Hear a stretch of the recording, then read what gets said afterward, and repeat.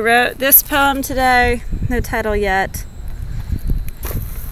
And you guys said I couldn't write comedy or didn't write my comedy blogs, and Sterling is notorious for stealing artists' work. So I wrote another one to show you that you were wrong, and you can tell stylistically and I already posted it up there, that it's the same as the other 60 that I already written. How to know if you are a hoe for the N.W.O. Well, it started with, did you sell your soul to Satan? You know, that contract that you signed with blood? Yeah, that. So that was the first clue that you were a spiritual idiot. Contracts aside, let's see how much you enjoy brainwashing and being brainwashed. So you had a dream once about doing good in the world and being a good, trustworthy person. Yes? And then what happened? Someone started giving you nice things. Things got easier the more you cooperated, and you got kind of comfy in things being easier. So you said, I'll be a mouse for that cookie. And then 1 year later, you found that you had become a rat. You see, have-nots, we are literally being hunted for sport and gain by the people around us. Yes, that includes friends and families. Look at Lohan. It's, you know, what would help you get that promotion if we didn't send some, or make it so that we don't send some Don Juan draped Fabio nips a-blazing towards your fiancé, taking those bong rip, ass crack, bad angle, scandalous photos of your neighbor, Frank or Tommy. I don't know your neighbor's name, and really, neither do you. But you think you do because probably you think you know him because of fake footage and testimony and telephone blah blah passed down to you by other people who are looking to make life easier on themselves and to high-five each other on a team sport hunting the underprivileged. And at what point do you stand for something? And this is a human pyramid of shame you've built for funsies. You don't. You fall flat as a person. You don't agree with everything your team does, which is mass murder and extinction, but you do. In those high fives and little cuts, you do. And if you can't beat them, join them, right? Well, what if you could beat them? What if you could own what they do and become the head cabin instead of the caboose? You loose goose.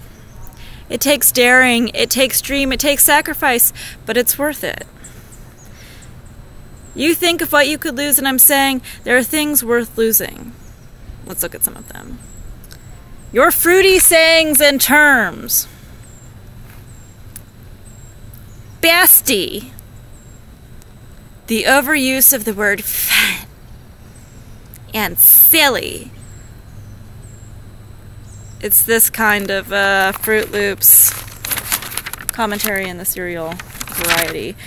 They train their little tiny Hitler twat tots to start seeing deception as an entitled hobby in which to lord over you. Like the miracles and masters of hobnobbery, every oblivious person making them feel an air of superiority about the success of their ever-parting divide. Donating flesh. Some more satanic divisions, usually the ones with daddy issues, like to be punished by Satan. Like the communal bitch at a BDSM convention. Punish me, Daddy Satan, they exclaim with great relish. And Satan, the hornier of the sort, takes their buttholes with glee and rides them into pending mediocrity. If you're wondering if Satan's beehole smells wonderful, the answer would be a resounding no. But you'll be brainwashing the head lord you pray to while he stomps around making toaster strudels and forgetting your name in his underwear. Oh, what joy!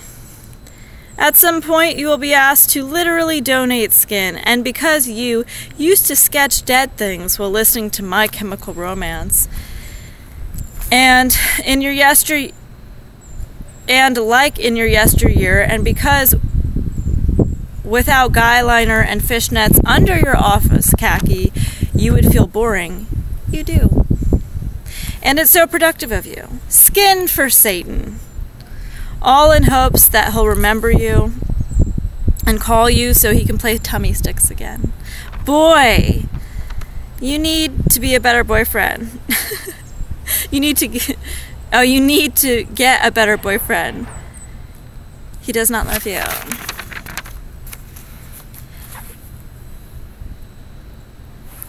Okay.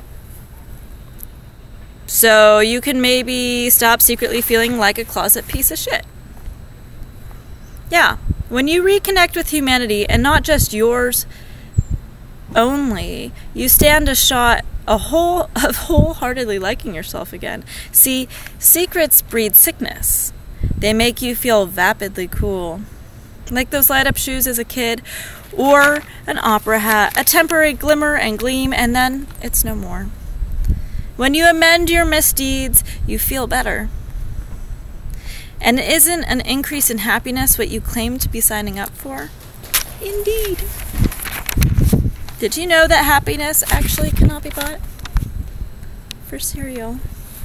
And it would be in the aisle 6 of your local grocery. It comes from doing nice things for yourself and your water sisters and brothers. And not hunting them for sport.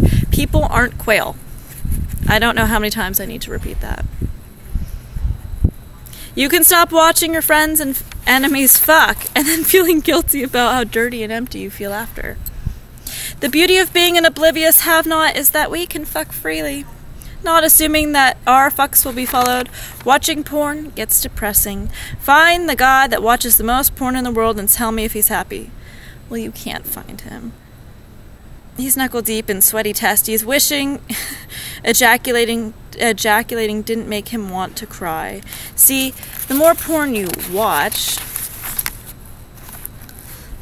the more you watch other people, like Richard watches Mally and Jindy, the more dehumanizing your conception and idea of sex becomes. And now it's the competition of pleasurable looking fucks and not the actual pleasure of fucking. It then becomes more important to be sexy than to have sex. You then seek to compete with your own mental imagery and don't stay in the moment of lovemaking. Losers. Aside from legal moneymakers, I won't even be watching my own work, too busy experiencing even better play. Live in the moment, hacks. You can stop thinking money is God. You really can now. It's a coin. Yes, one metal of many that come from the earth. Since you all secretly, not so secretly, think that you are aliens, then imagine having to explain that you worship one rock more than another and watch them awkwardly excuse themselves back onto their spaceship, deciding that even conversations with basic bacteria would be more fulfilling. You can stop thinking that you're shape-shifting lizards now. Oh, yay! The days of not believing that your true love will be a heat lamp are here. So I guess you think that you're lizard people. Do you turn into them? Seasonally? Only when flies are out? I'm confused. Do you guys do it as lizards together? Do you do push-ups on one another? Do you shape-shift into different things? Tea kettles? Doilies? Dollar bin plastic toys at the market? Do you only have so many shape-shifts? How many do you get? Did you ease into your lizard powers like puberty? First a tongue grab. Maybe it started with something small, a cashew, perhaps. Maybe a peanut. Then you moved up to bigger things. Kettle corn, kumquats, and little smokies. Do you shapeshifters miss the days of only being people? Yeah. If you drop out of the Illuminati, you're no longer required to be batshit crazy anymore. And won't that be nice for your psyche and the general public? You can stop going to parties that secretly make you feel sexually uncomfortable. Hey, can I ask you? When you all are putting on your KKK designer silk robes and meeting up to watch a 40-foot owl burn while yelling obscenities into the fire, do you ever